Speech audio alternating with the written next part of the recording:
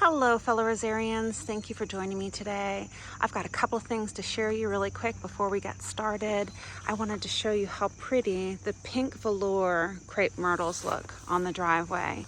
They're coming into bloom at the same time as our limelights, and it just looks so nice. I can't wait for them to continue to grow and get some height on them. I think it's a great pop of color. So what I wanted to share with you today is actually in this bed, and you're going to see that it's not perfect with the mulch.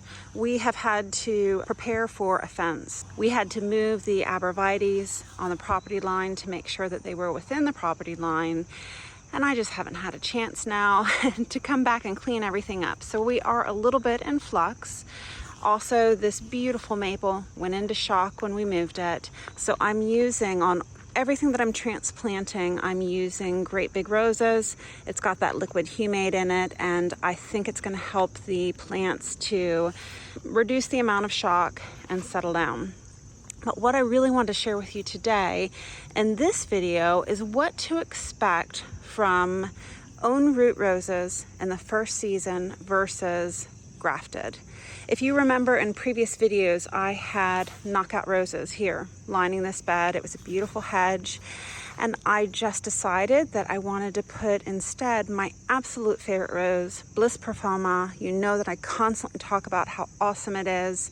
And so in this bed we have, I wanted to try the Multiflora and own root, and also the Dr. Huey rootstock. So let's get in here and look at the differences really quick. So I've shared with you the differences in a previous video on each rootstock and what to expect and which zones they are more tailored for. I'll pop that up here on the screen so you can check that out. So I've got my handy dandy pool here to help you see what's really going on here with all of the roses stuffed into one bed. These are the own root. They are approximately 1 foot tall, and they have been blooming, and by their third year they should end up being the same size as the grafted roses. Now let's look at the grafted roses. In this line and behind here, I'll show you each of the Multiflora grafted roses. So again, Bliss Parfuma, lots of beds, approximately 3 foot tall. Let's move on to the next one. Okay, we just looked at this one. Next one in the line here, again, 3 foot tall, and I have a little bloom on this one to share with you. Here is another 3 foot tall Bliss Parfuma Multiflora rootstock. This is a huge Bliss Parfuma, same vendor, same rootstock, Multiflora, and it is 4 foot tall. I'm going to show you in a second at our mailbox another Bliss Parfuma that I ordered with this vendor, Multiflora rootstock, and it is also 4 foot tall.